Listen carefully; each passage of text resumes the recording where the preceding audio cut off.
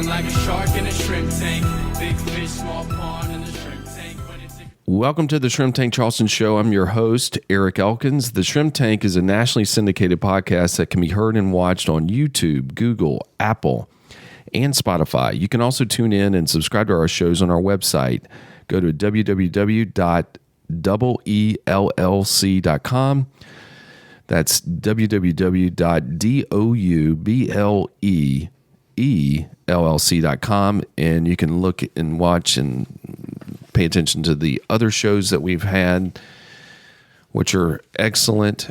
And so let's jump into this. I'm excited because we have a friend of mine that is kind of like looks up to me as his mentor. And he's extremely successful. He started the Cason development group, and he kind of got upset with me at the beginning when I did the opening because I said real estate development group. And he said, no, Eric, it's the Cason development group. And I said, well, no one's going to know that we're going to talk about real estate, and people are interested in that if I don't say that. So without further ado, ladies and gentlemen, Franklin Cason is in the house today at the Shrimp Tank Charleston show. Welcome, Franklin. Thank you for having me, Erica. Do you want me to call you Franklin throughout the show? Is that a preference? It seems appropriate if you're going to call my company a different name that you call me a different name. Okay. Yeah. All right. So yes. Well, Franklin, the Cason, it just sounds powerful. No, all kidding aside, it's Thursday, November 30th. And there's a lot of things going on in this world, whether it's war, problems in our country, a political campaign on who's going to be our president in the near future and all that kind of stuff. And then we get Frank Cason to help educate us on the world of real estate and where that's at, because you're very successful, and we're going to get into all that background and history about the Cason Development Group. But before we go there, Frank, let's talk about a little bit about you, who you are, how you kind of came up the ranks and grew up and all this kind of stuff. I know, obviously, we know each other, and you grew up in Columbia from a very working class family. And why don't you share a little bit about the Cason life, those first 10, 15 years? What was that like growing up with Dorothy and Mr. Louis Cason? I have two awesome parents and I have two older brothers who can be awesome sometimes too. Which we've had one of your brothers on. You've had one of them, yep. And I had two great parents for a lot of reasons, but one of which was they pointed us in the right direction, primarily spiritually, and led us first spiritually, and so we were brought up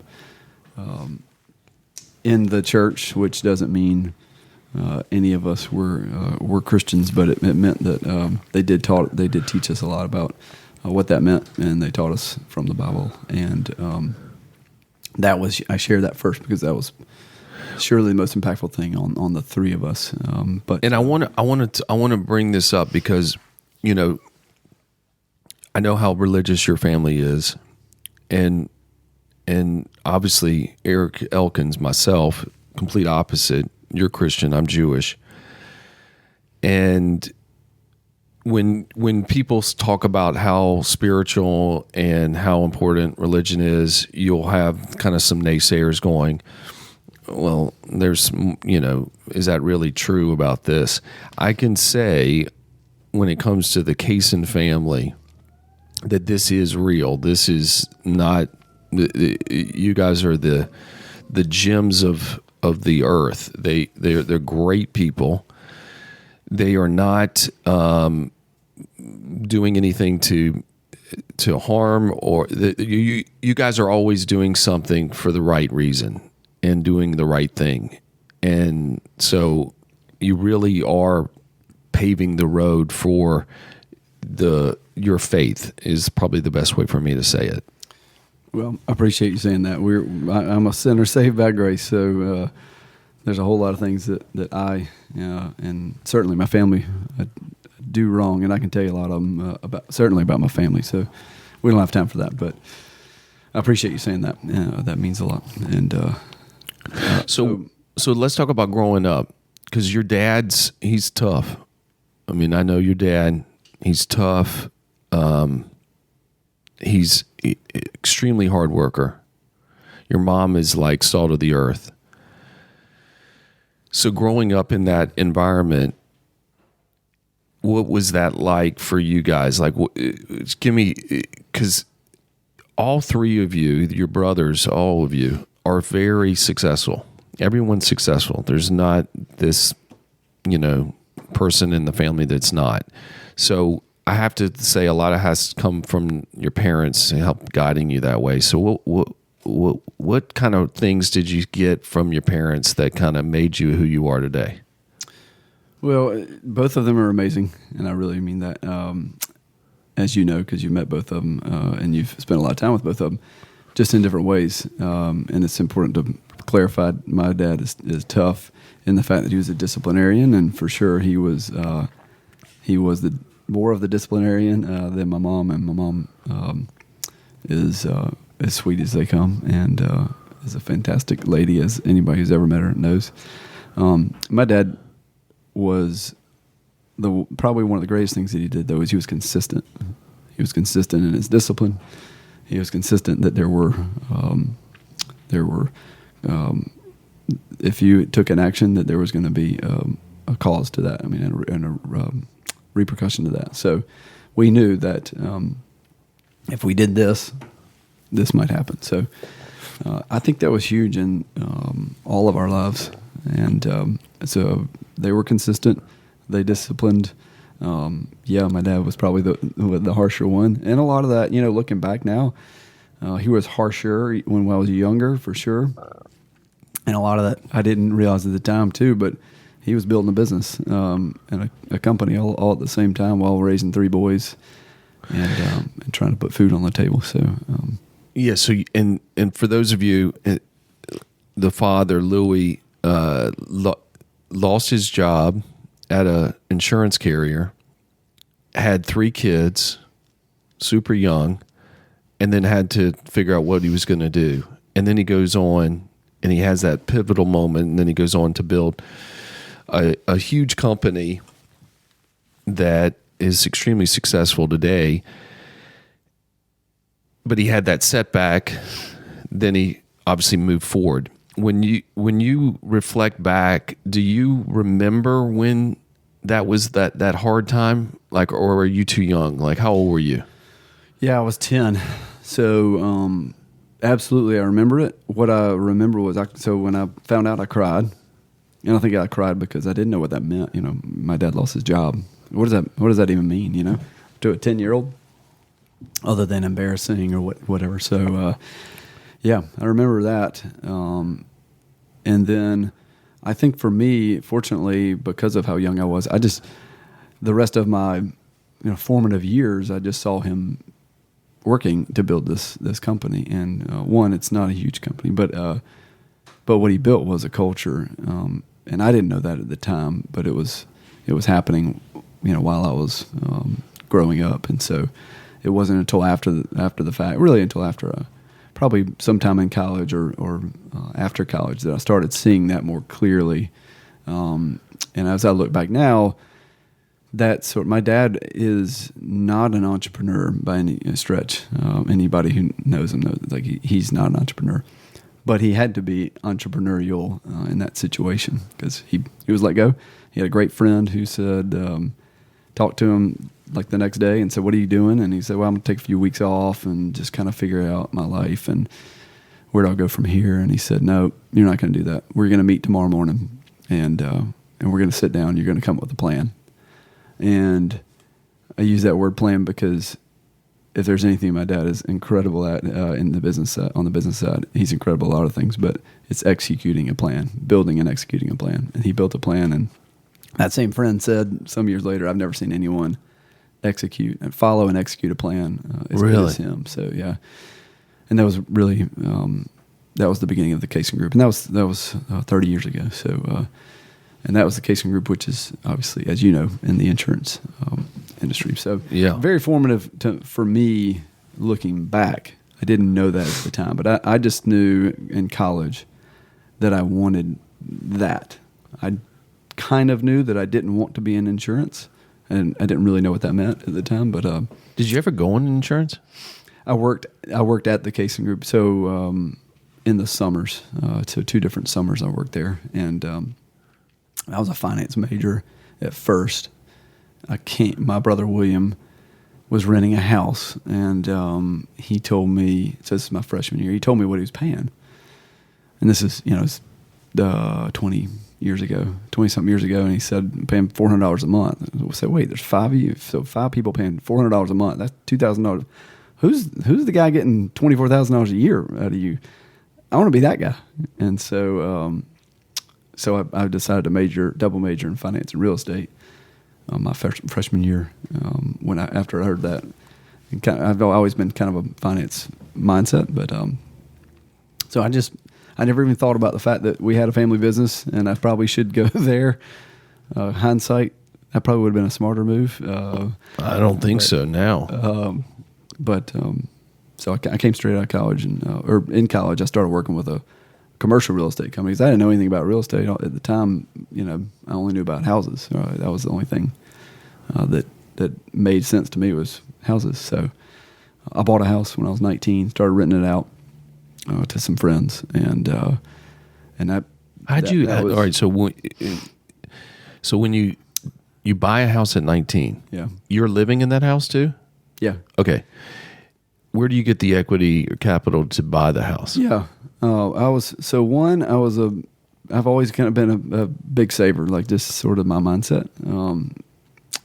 2, I was fortunate to have a grandfather who was very generous, and so we had a little bit of money that had been gifted down, stocks, equities, stuff like that. So I didn't know what to do with that, and at the time, and this was 2002 or so money was really easy to get, even for a 19-year-old. So I had to have my dad co-sign on it, but it didn't take that much to put down to buy a house either. It was maybe 5-10% at the time. So You still own that house?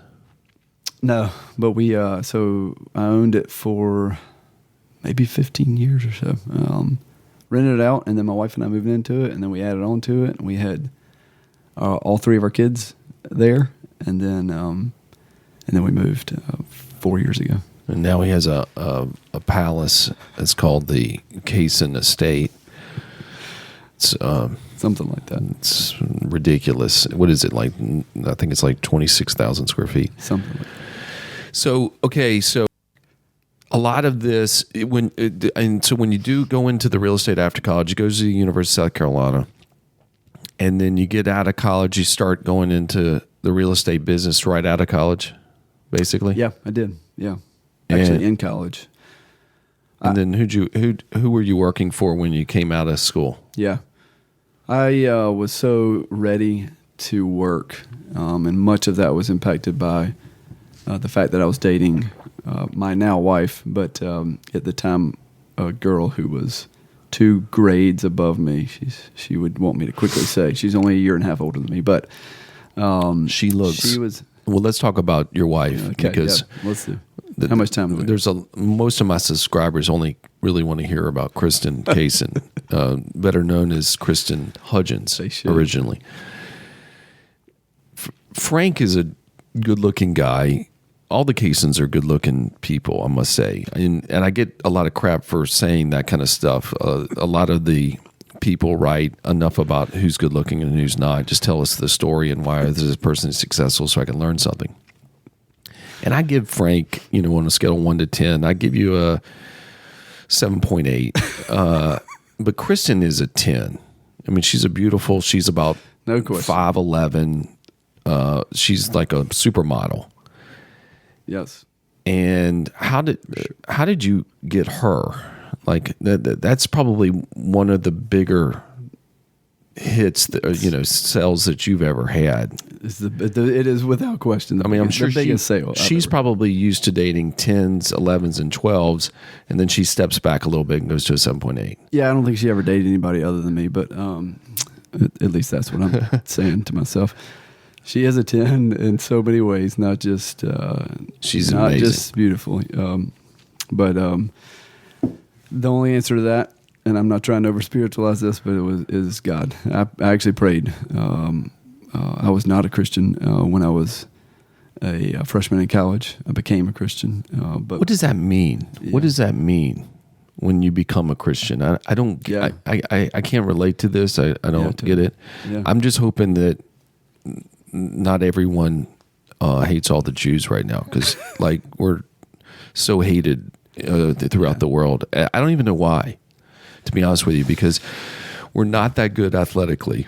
So you shouldn't be jealous of that, Like we're not going to steal any of your kids' spots on the team, and we're not like the most gorgeous group of people you've ever seen. So I don't get why so much hatred, but that's a whole nother show. But when you say that you became a Christian, help me understand what does that mean? I just want to, and then we're going to get back to, I want to hear more about how you built the Cason Development Group. Yeah.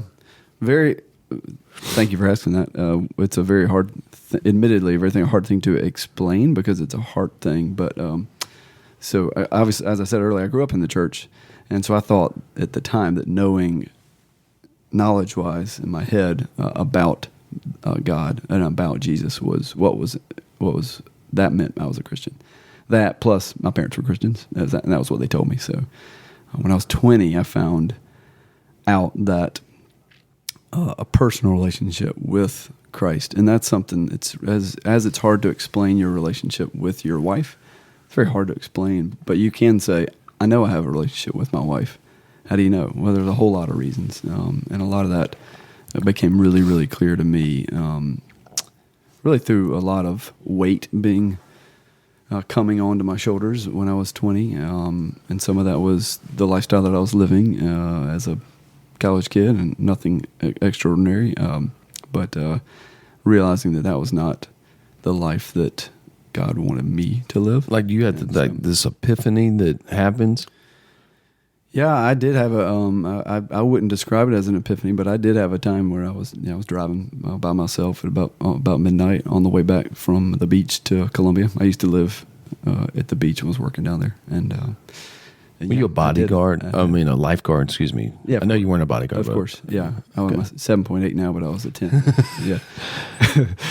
And I just started crying. To be honest, I just broke down and just said, "God, I'm trying to do this on my own, and I don't want to anymore." And so I didn't really at the time know that was the point at which I was becoming a Christian. I point to that now, and Eric, it could have been over a period. It likely was over a period. So, but that was a pivotal moment. Yeah, for it was you. a pivotal moment for me. Yeah. And not everyone has the Apostle Paul scales coming off the eyes kind of moment. So which I did not, but I did have. That was a pivotal moment for me. So, and then I came back and moved back home, and my wife and my now wife and I started dating more seriously, and then moved towards marriage. So where all that comes is I ended up graduating a semester early because I was ready to get to work, and I was working at Collier's at the time it was actually Collier's Keenan at the time, which is a commercial brokerage firm. So I was working as an intern. And and then you eventually go into brokerage where you're like leasing space. Yep. You're finding a spot for me to put my office type thing. Yeah. Or are you doing retail? Was it more office space? I did more office. Yeah, I did sales and leasing, but yes, exactly. So that's exactly what we did. So I did that for about 8 years and learned. I mean, it's a great company. It's a place that I learned a ton. And I got to see that because I was at a larger company, which is Collier's is one of the larger brokerage firms in the state. I got to see office, retail, multifamily, industrial, residential land. I got to see everything. You got your education. I got my education in a big way, yeah. And then, so that was 2000. So I graduated December of 04, started January of 05. So I had, I had 2-3 years before the 08 crash. So it was beautiful for a 3-year period, and I thought I was a champion and knew what I was doing until 08 came. I want to talk about 08. Yeah. But guys, you're listening to the Shrimp Tank Charleston show. Follow our show on Apple Podcast under the search menu. When you go to Apple or Spotify or any of those, type in the Shrimp Tank, one word, Charleston, and then you'll see this black and red colors that are beautiful, and then start following us, and you'll hear not only this episode from Frank Cason, you can listen to William Cason's episode, his brother, who was on a couple years ago, and then you can listen to Ray Tanner, the athletic director of University of South Carolina, Xavier McDaniel, former all-star NBA player, Eric Bland, Murdoch murder attorney, blah, blah, blah, blah, blah. But we're going to take a quick break. We'll be right back. Attention. Do you own a whole life or universal life insurance policy? Were you told to expect a big tax-free nest egg at retirement, or that dividends will pay for the policy instead of you? Agents frequently sell products like this that are profitable for them, but not for you. Let Double E audit your policy at no cost. Call now to find out how Double E Insurance and Financial Solutions can help you. 843-936-6352. DoubleELLC.com. Securities offered through Fortune Financial Services, Inc., member FINRA SIPC. Elkins Financial, Double E LLC, and Fortune Financial Services, Inc. are separate entities. Guys, you are enjoying another great episode on the Shrimp Tank Charleston. We're sitting here. We're back with Frank Cason of the Cason Development Group, which is a real estate group that buys a bunch of real estate, a lot of commercial real estate, and then he just basically becomes very Trump-like, but doesn't act like Trump. So we're sitting here talking about kind of getting into that midlife career that you were experiencing back in the day, and then at the time real estate was kind of doing very well, and then 2008 hits. How did that impact you personally in the business that you were kind of focusing on that at that time? Well, the interesting thing about 08 as compared to like today, what's about, happening, is that every single person in any area of real estate was impacted. I mean, so I was focused a little more on office. I was probably a little bit more general at the time, but certainly leaning towards office. And when sales go down, sometimes leasing is good. And when leasing's down, sales is up. But sales were obviously completely dead. There was nothing that was happening other than troubled loans, which really weren't. Those didn't really come about until 09, probably, where people started having the opportunities to buy stuff. But nobody wanted to sign a new lease either. Everybody was just paralyzed. So nobody wanted to sign any new leases. If nobody's moving or even signing renewals, I mean, people typically will sign a 5-year renewal, maybe 5-7 years potentially.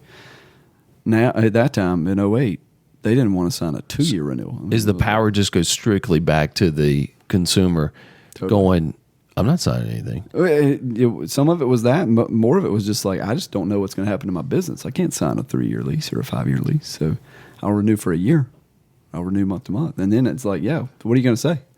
The landlord's going to say, well, we just need tenants and we need occupancy. So it was brutal. How much decline was it for you? Do you remember, like percentage-wise? Percentage-wise, 70%. Probably. Really? Yeah. That big? Yeah. Yeah, it was big. So I mean, we were like, Kristen and I was like, you're cutting the paper. Like we're not taking the paper anymore. Cable gone.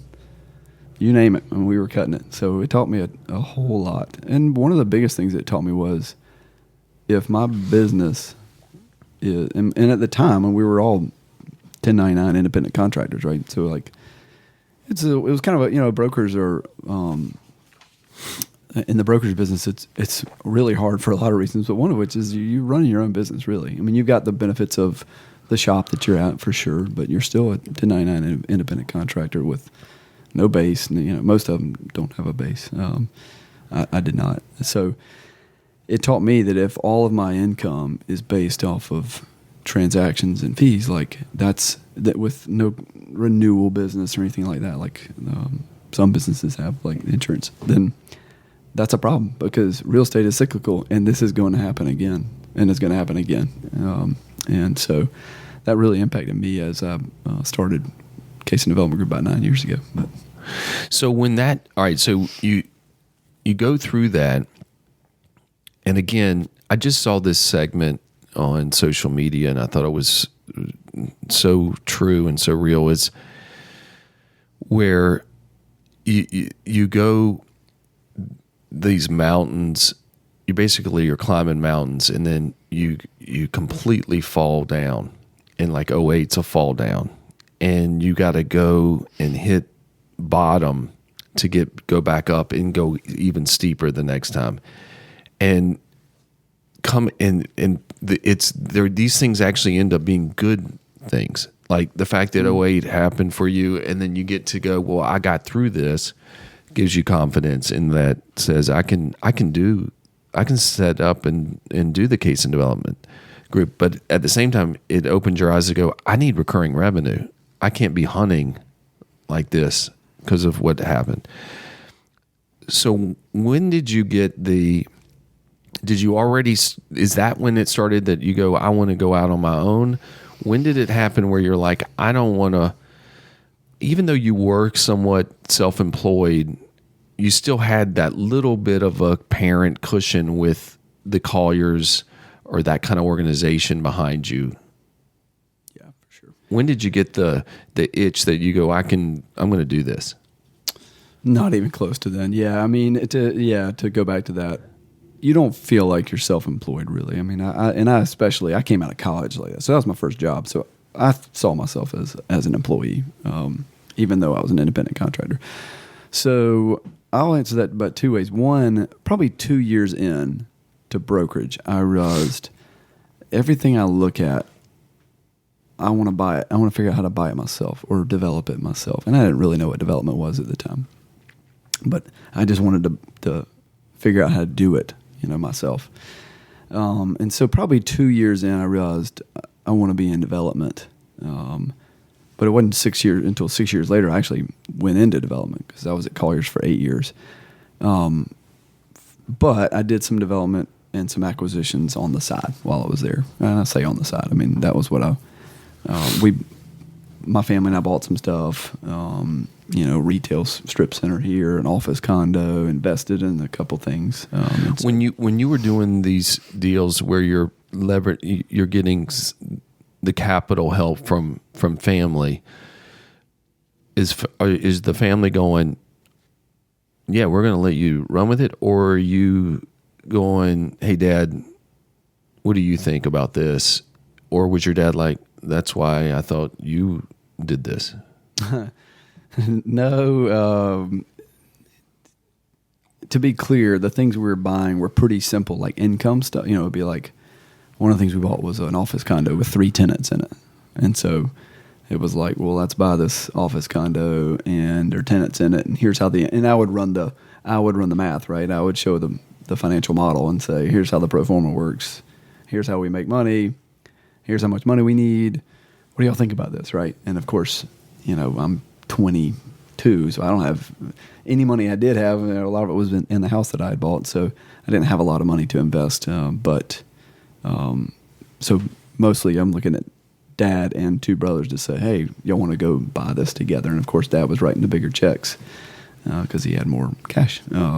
But he would, he would go, okay, I trust your numbers, and this makes sense. Yeah, for sure. I mean, my dad's a big numbers guy too, so he's gonna, any number you ever put in front of him, he's gonna question and run it, and you better make sure your numbers are accurate because he's gonna find any little mistake that you make. But yeah, he trusted, and he would, and also would run his own numbers.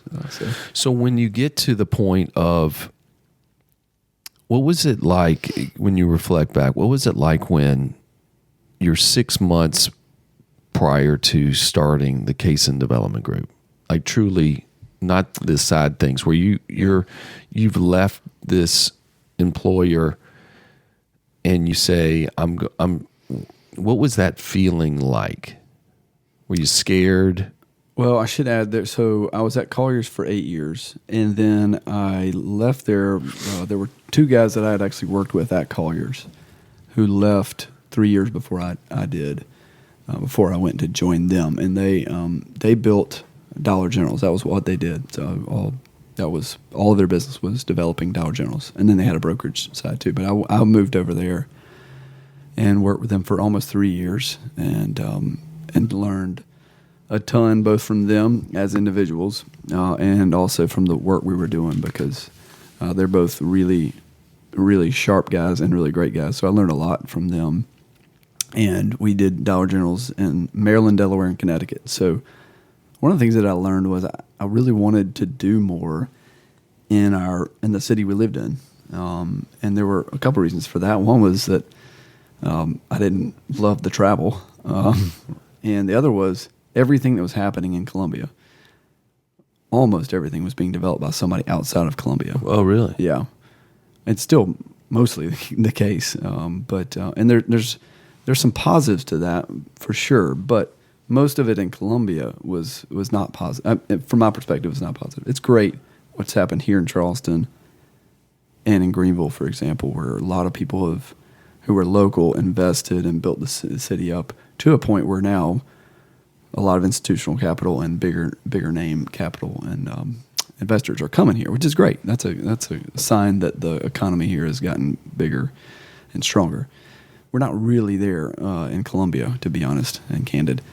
Student housing was the one area where you were seeing the most outside larger institutional capital come. But so to bring that back to the specific question, probably the 6 months prior to me leaving, probably for 5 or 6 years before I started Cason Development Group, my dad it wasn't a constant refrain, but he would every now and then say, why don't you go out on your own? Why don't we go do this on your own? And I'm like, what are you talking about? Like, I can't go do this on my own. So I didn't think I could do it.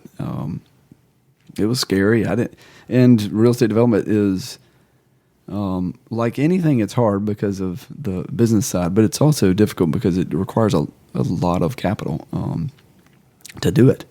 And I didn't really even know how I could get that kind of capital, and I didn't feel real comfortable getting other people's capital too. So the 6 months prior to me leaving, it was probably more like a 3 month period where I thought, you know what, I think it's time for me to go try this. And the two areas of focus that I wanted for our company, for Cason Development Group, we've really maintained for the last 9 years. And that was focus on national retail projects, which I was doing at the time with Dollar General and learned a lot about, and local opportunistic projects. And so that was that's how I came out of the gate. I didn't have any clients, just to be clear. Like, we only had one, Dollar General. And I knew I wanted to leave. I wanted to leave that place and those guys well, and so I didn't walk away with any clients in tow. I didn't know really what I was going to do. I just thought, you just did it. We'll go figure it out. Yeah. And you just got to a point where you said, "I guess it's time." It's time. Yeah.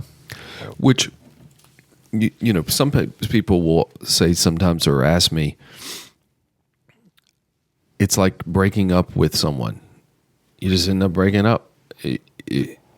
When you're ready to go and start your own business, it just happens. It's not like when people go, well, you just know.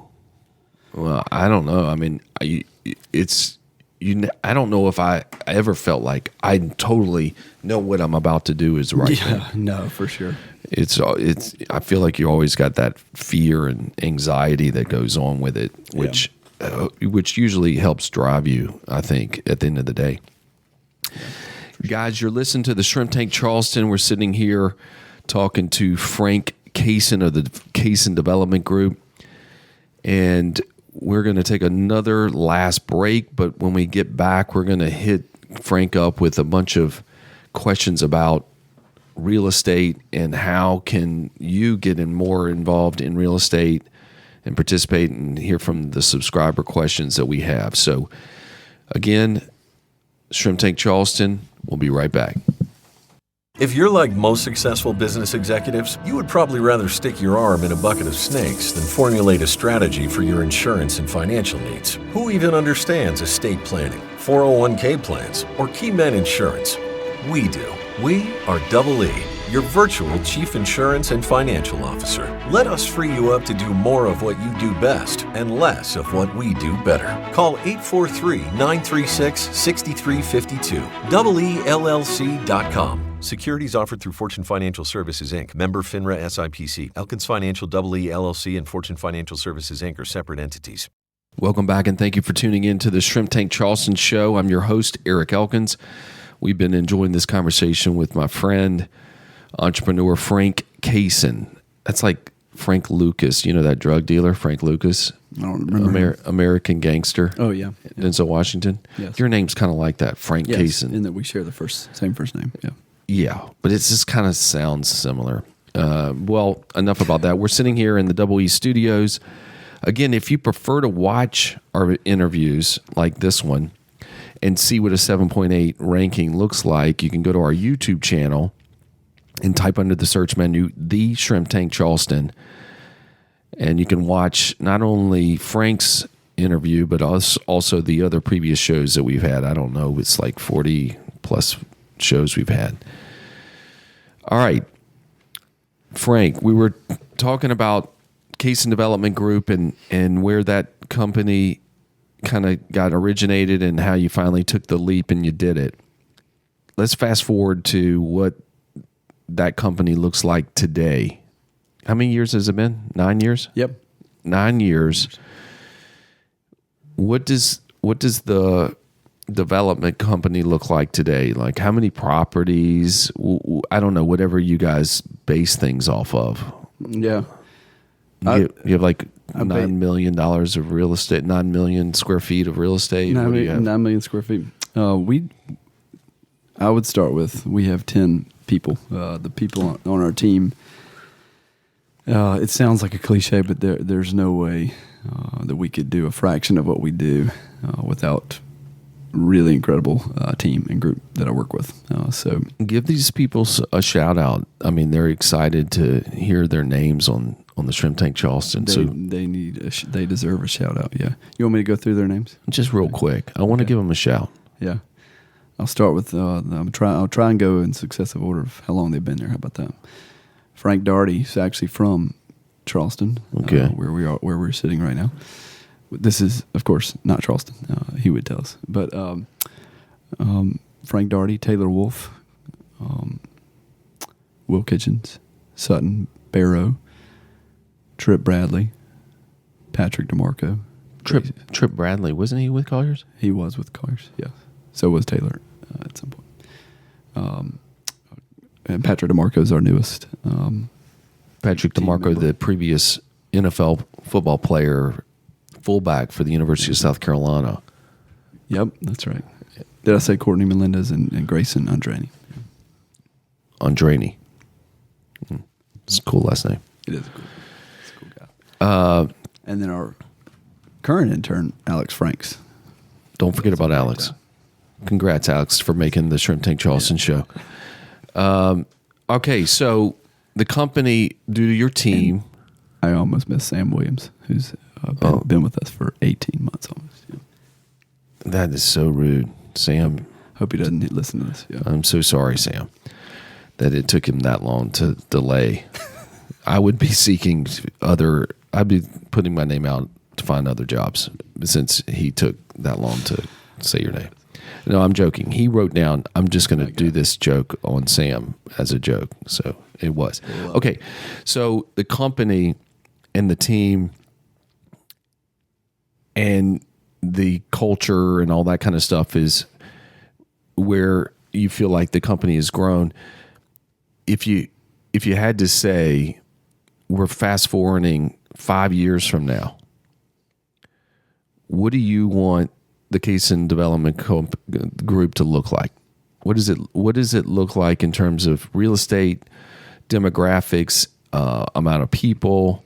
What do you want that picture to look like personally for the company? Yeah. So one of our biggest focus points in our mission is to grow people personally, professionally, and spiritually. And so it starts with our people for a very large reason, because that's what's important to us, to me, and my family, as we're trying to build not just a company but a culture. And so everyone who's on our team, with only a couple of exceptions, have come to us when we were not really looking to hire people, but have just kind of come, and we said, you know what, we want that person on our team and on the boat, and we'll figure out what spot they fill. So one, we desire to grow with people. Two, our focus is on doing more national retail projects, and we usually have about, right now I should say, we have about 10 of those going at one time, national retail projects. And then locally, we want to do larger, and we've become broader, and that was intentional. But in Columbia, in the Columbia area, what we say is we're experts in retail outside of Columbia, and then inside of Columbia, we can be experts in Columbia. And we've done that through strategic partnerships, and we're very big on reducing our risk on projects and risk-adjusted returns. You can show risk. What's the concern with the issues of retail? Like, to me, I'm not a real estate guru, but because you have Amazon and all these people are getting so involved with the whole, I'll just buy that online. Yeah. What is the industry experts and you all feel about this whole developing commercial real estate and in office? I mean, just in general, because now people are like, I'll just work from home. I mean, where do you see that all going right now?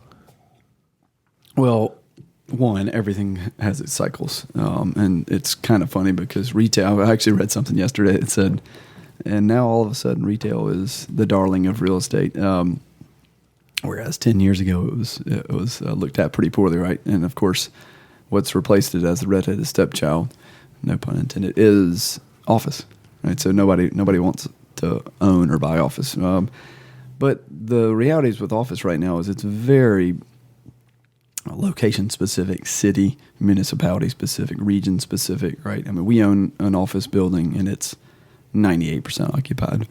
And yet we've also, we bought an office building a year and a half ago that was vacant that we converted to apartments. So one, not every office building can be converted to apartments, and not every office building is going to be vacant too. So I don't know a lot about the downtown Charleston office market, but I suspect it's probably still pretty strong.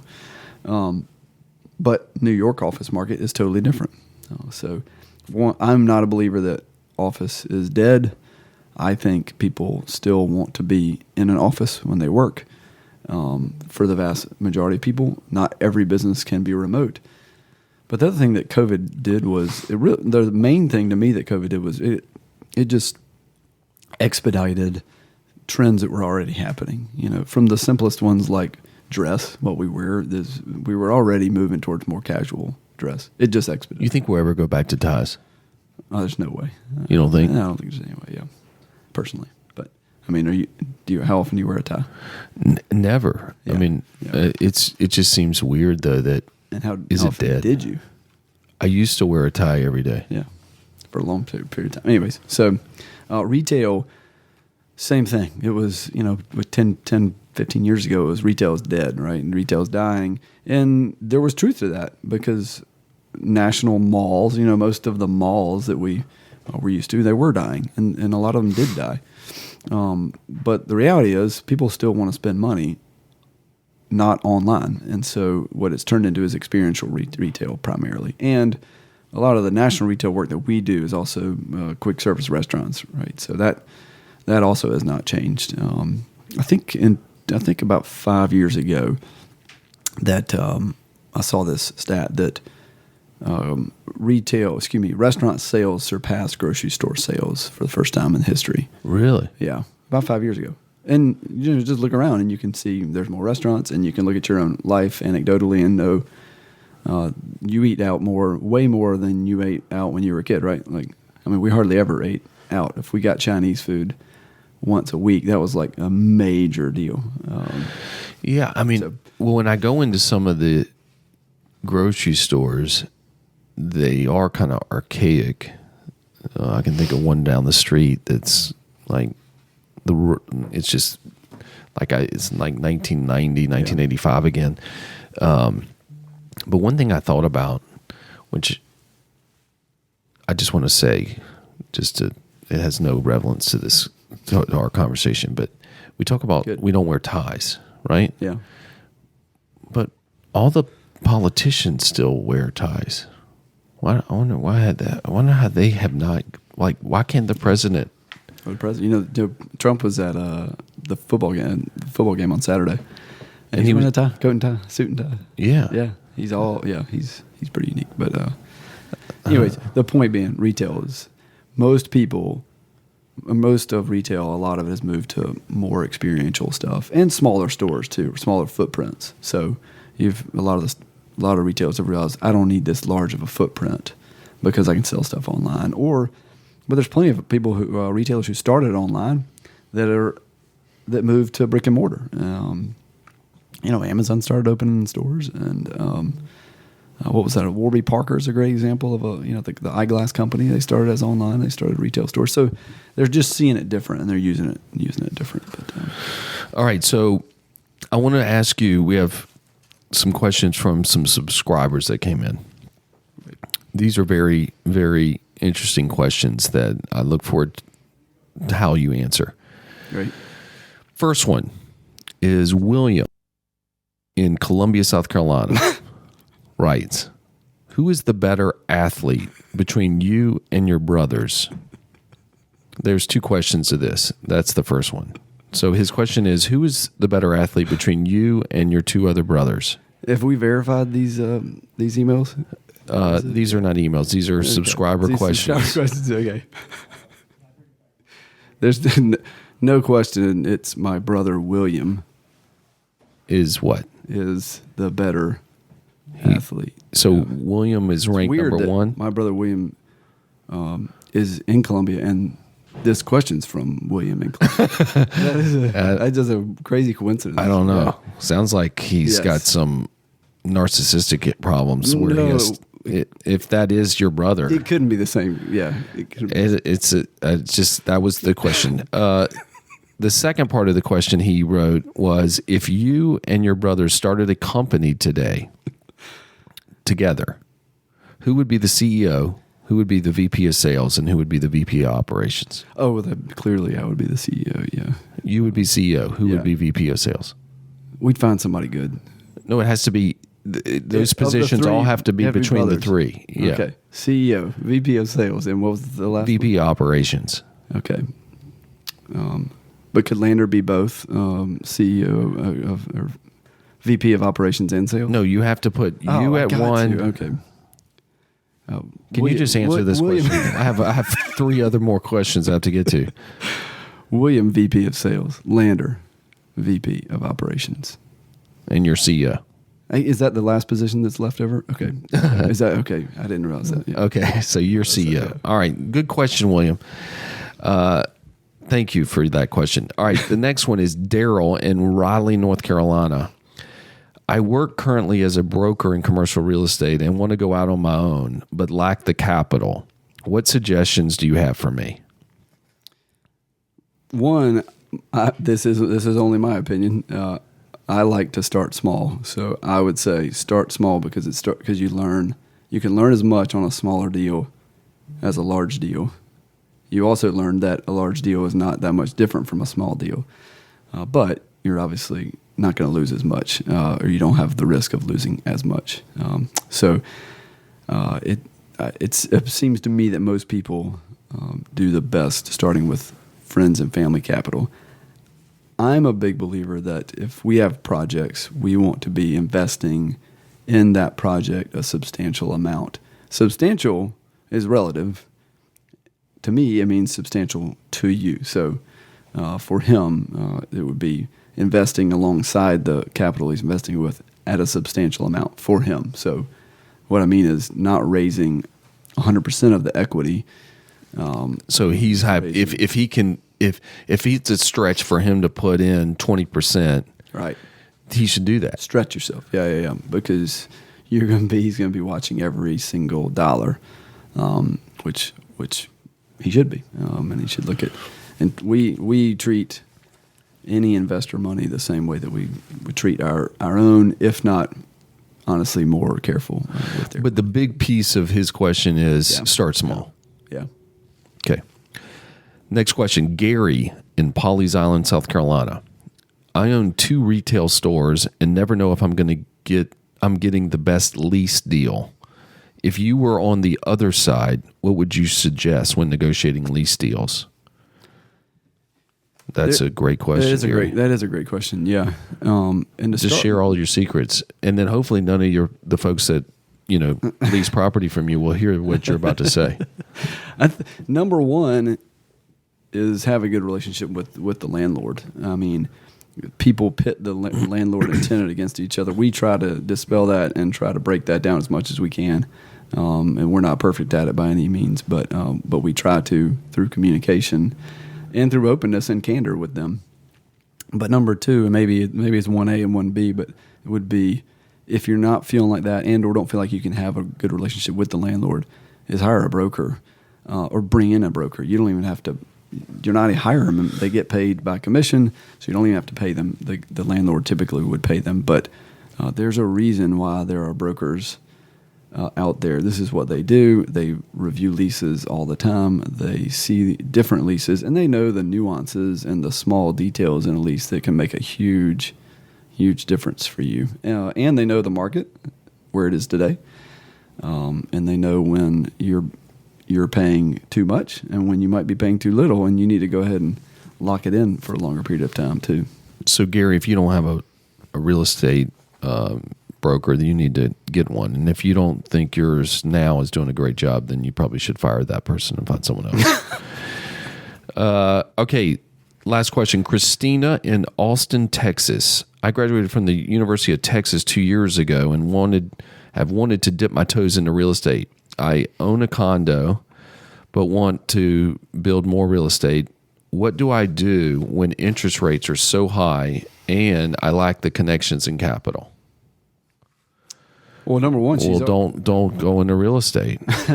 That's my advice, Christina. I mean, just give up on your dream and try something else.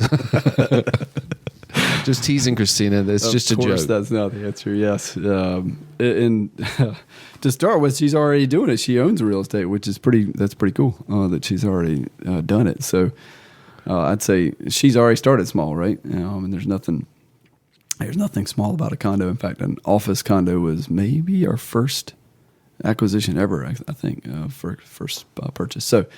If I were Christina, again, back to as long as she has some capital, go try and do something else. I learned. What about the interest rates though? Like right now? Well, one, I learned a ton early on from a house flip. You learn about construction, you learn about the construction process, you learn about budgets and timing and interest and how interest impacts you. And so I will say, to shift that into interest carry for the last really probably 10 years was really not that impactful, right? I mean, 3-4% interest on a project, it's not moving the needle a whole lot. But on a construction project now with 8% interest or more, in some cases, it's very impactful. But the other thing is, if a deal works based on current interest rates, then you should do it. And if the deal doesn't work based on current interest rates, you should not do that. And I would never make a move right now based on a hope that interest rates go down. So if the deal can work right now at the current interest rates, then then you should continue to move forward. But if it's oh, this doesn't quite work, but maybe if interest rates go down, it's going to work. I would not make a decision like that. So we can't control interest rates. All right, Christina, hopefully that answers your questions. If you see something, then take advantage of it. Figure, work the numbers. There are going to be opportunities out there because of this. So. That was the last question. Great questions. I think probably the one that was not very good was the first one, William in Columbia, South Carolina. Crazy coincidence. Yeah, it's a pathetic question. And please write good questions when you subscribe. All right, guys. Frank, great show. I hope everybody enjoyed this episode. Please check out our previous episodes on the various podcast channels and follow the show. Follow the Shrimp Tank Charleston show. If you are a visual person, then watch the interviews on our YouTube channel. Also, I'd love to connect with my listeners, so please follow us on Instagram. My handle, I guess that's what it's called, is double_E_LLC.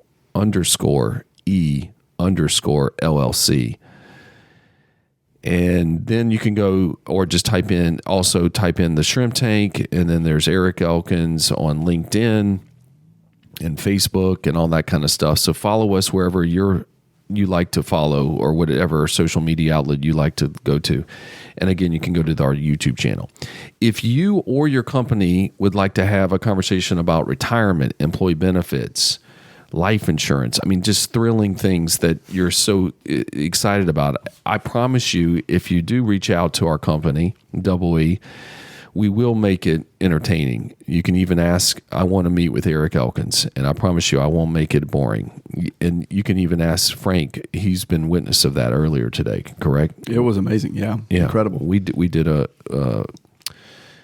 a meeting with the microphones on and the headphones on, and it was amazing. I loved it. Yeah. But if you do want to reach out to us, please, you can email service@doublellc.com or call us at 843-936-6352. That's 843-936-6352. Or you can reach out and go to the Double E website. Again, that's www.doublellc.com, all spelled out, 2 E's in the middle. Lastly, if you think you know of someone that's an entrepreneur leader like a Frank Cason, making an impact in this world or in our community, that could be potentially a great guest, then please contact our producer, Chase Cooper, at 843-371-7067, or again, go to the website and reach out to us there. Can't thank you enough for coming on the show. Thank you for having me. Great episode. There's we got Eric Bland part 2 coming up to talk about Stephen Smith and how he's representing Stephen Smith's family regarding the Murdaugh murders, and some really cool episodes coming in the next couple months. So be on the lookout for that. I'm Eric Elkins. Please focus on being a 1%er. Frank, do you know what a 1%er is? I think you've talked to me about this before. Well, tell me what it is. I don't listen to everything you say, so. So you don't know what it is? It's someone that does what 99% of the people won't do. That's a 1%er. So everyone, focus on being a 1%er. I love that. We're out. Thank you so much. I've been feeling like a shark in a shrimp tank. Big fish, small pond in a shrimp tank. Welcome to the Shrimp Tank Charleston Show. I'm your host, Eric Elkins, but in real life, I'm an entrepreneur and founder of Double E Insurance and Financial Solutions. Double E helps individuals and companies navigate through their financial insurance portfolios. Double E provides clients an entertaining and unique experience. The Shrimp Tank Charleston Show allows us the opportunity to interview and learn from the brightest entrepreneurs and leaders around. We dive into their journey and discover what drove them to become so successful. We will make sure we get out of them not only the wins, but also the losses that they have had on their journey. We are a nationally syndicated podcast that can be heard and watched on YouTube, Google, Apple, Facebook, LinkedIn, Instagram, Spotify, and iHeartRadio. You can also tune in and subscribe to our shows on our website, shrimptankpodcast.com/Charleston, or check us out on the Double E website, double ELLC.com.